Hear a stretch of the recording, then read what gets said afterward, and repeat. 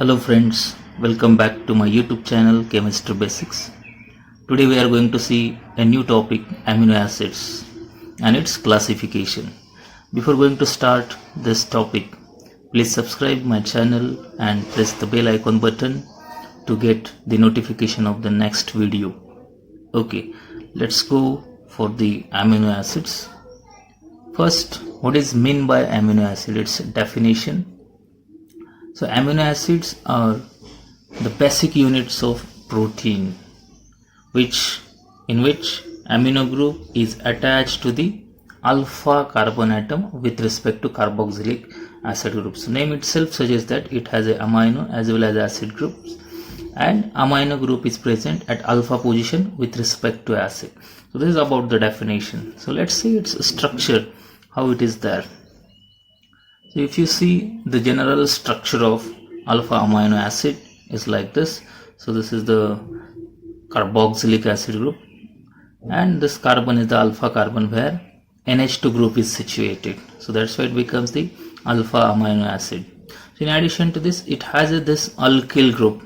So it may be alkyl or aryl, and this particular structure is a general structure of alpha amino acid. Now I have one more structure here, that is the Fischer projection of alpha amino acids. So all amino acids are of the L series. So that's the relative configuration D and L. So here it shows the L configuration, L alpha amino acid. So this is about the Fischer projection.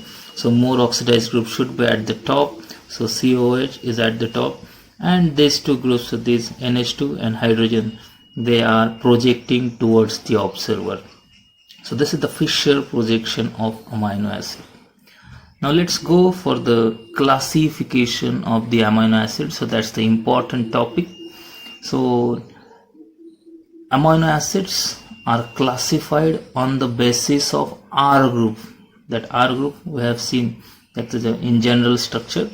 So that R group, whether it is a polar or non-polar, whether it is a positively charged, negatively charged, depending on that, amino acids are classified into 4 classes. So which are that 4 classes? So first class is this one. So here R group is non-polar or hydrophobic. Non-polar or hydrophobic in nature. Second class, that R group is a polar but uncharged. It has a polarity, but there is no any positive or negative charge there. Then third class is R group is a polar but negatively charged. It is a polar but it should have a negative charge. And last one, that R group is a polar, now it should have a positive charge. So these are the 4 classes. So R group is a non-polar hydrophobic, R group is a polar but uncharged, R group is a polar negatively charged, R group is a polar positively charged. Okay, so this is about the classification of the amino acid. Now which amino acids are come in these classes, that we'll have to see. We know that there are 20 amino acids, important amino acids, there are essential amino acids. So that amino acids are classified in these 4 categories. So let's see how these particular amino acids are categorized in these 4 classes.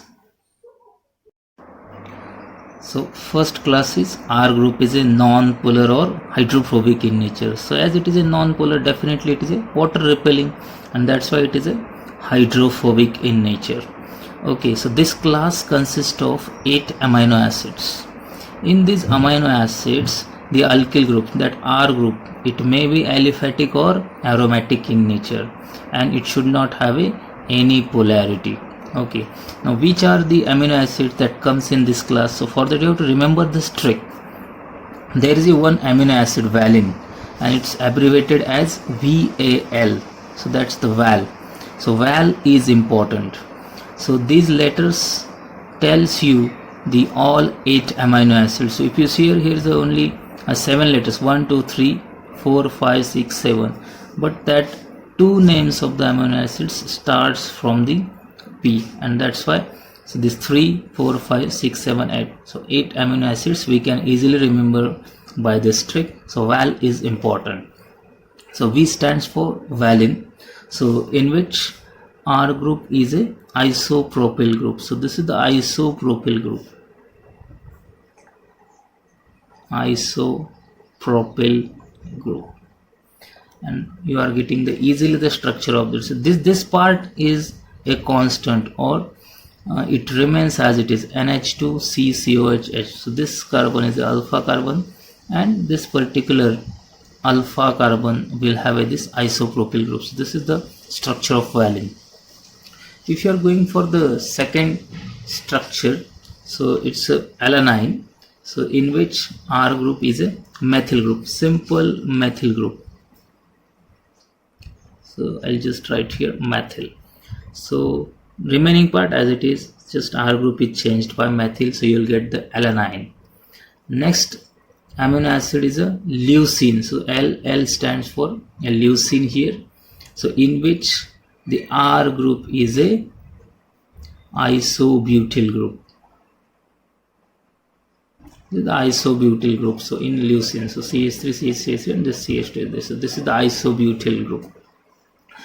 Now its isomer, that will be the fourth amino acid. So I stands for isoleucine. So in isoleucine, the R group is a secondary butyl group. Secondary butyl group. So we have here secondary butyl group, and this remains as it is. So name of this amino acid is a isoleucine. So next letter is M. So M stands for methionine. So in methionine, R group is a thioether. So it's just a methyl ethyl thioether.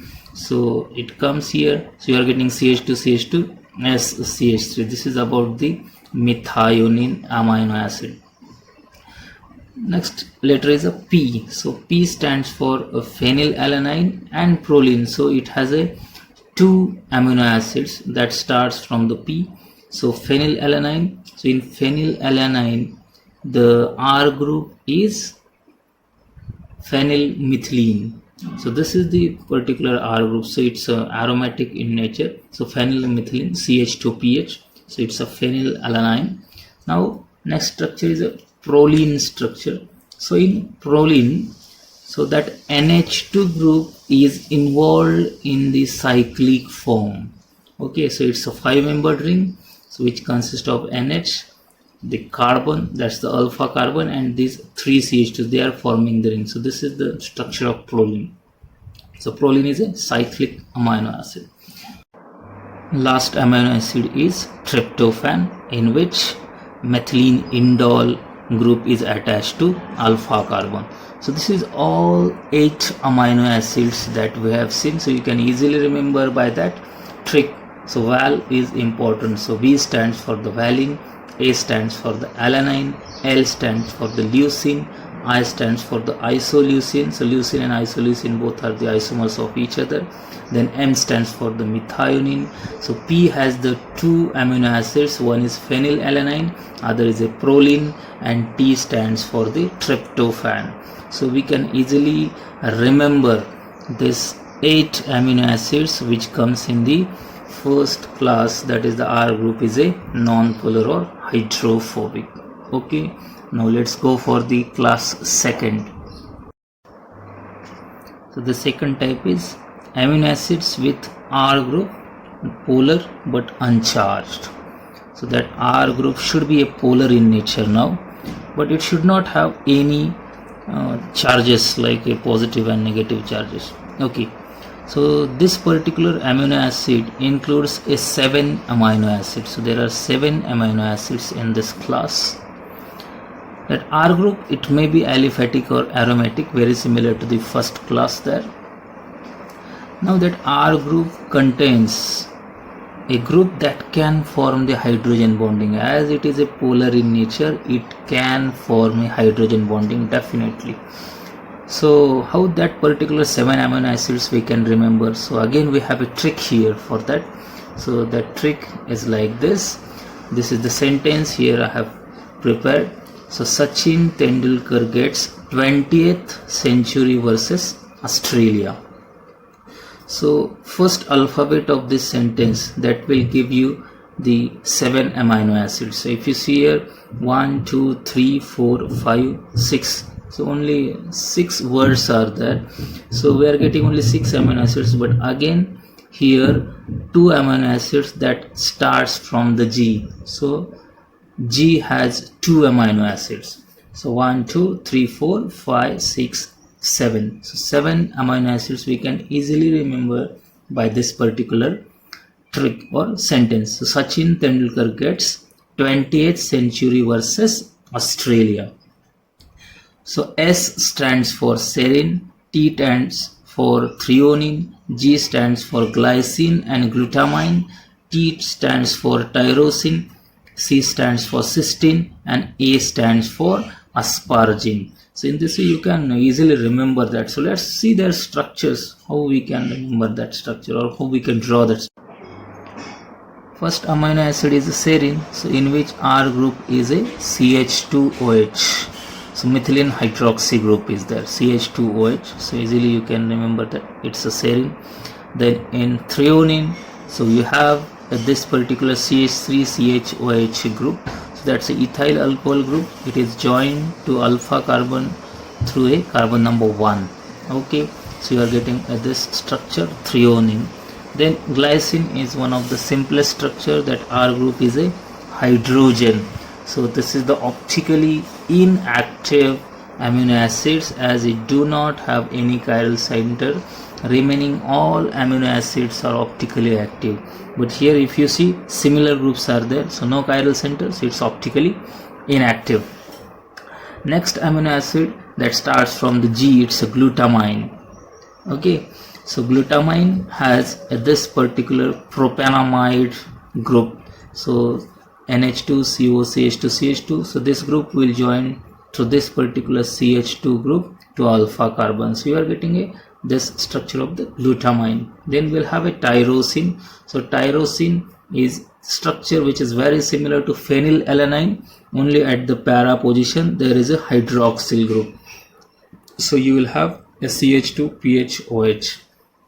So this is the tyrosine. So you can just compare with the structure of the phenylalanine. So at this para position you will have a hydroxyl group. Now next remaining 2 structures in this class is cysteine and asparagine. So in cysteine, R group is a CH2SS. So cysteine and serine similar structures will be there, only instead of sulfur in serine there is a oxygen group. Okay, so this is about the cysteine. And now that last amino acid comes in this class is asparagine, where acetamide group is attached to the alpha carbon. So if you see in all these structures or all these amino acids, all these are having the polar groups, just like a CO group is there, SH group, CONH2, this hydroxyl group is there. Everywhere if you see there is a hydroxyl. So these particular groups can form a hydrogen bonding, and that's why they comes in this class. So that's amino acids with the R group but polar uncharged. Okay, in this particular class one of the amino acid is included glycine.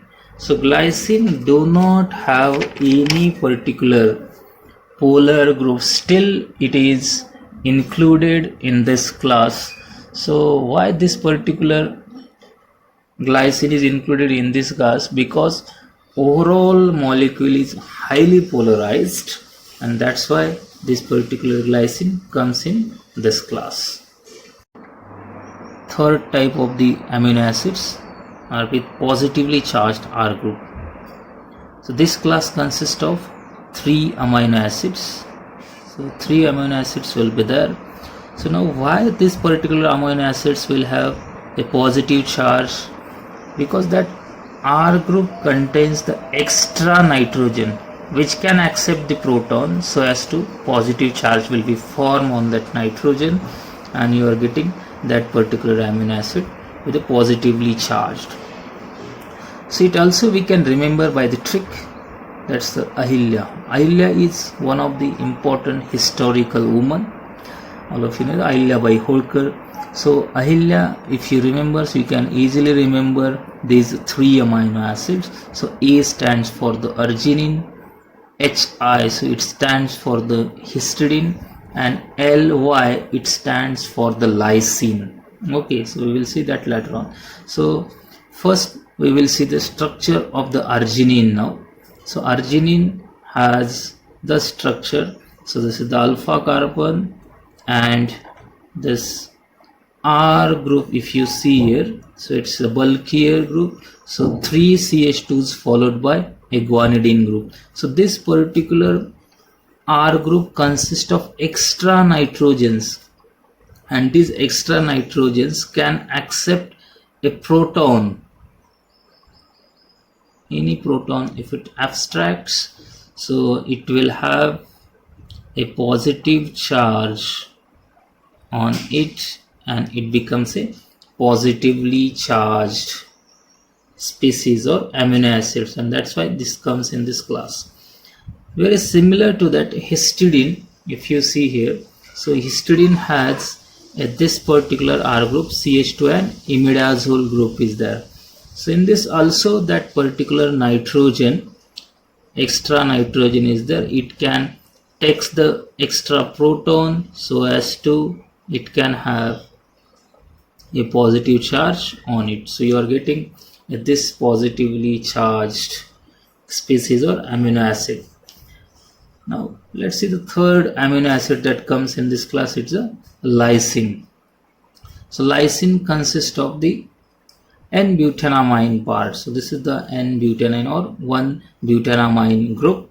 So in which also NH2, that's the extra nitrogen is there. So it can also, if takes the proton, so it can have a NH3 plus. So you are getting this particular positively charged amino acids. So that comes in this class. So 3 amino acids. Okay. So last class of the amino acid is with negatively charged R groups.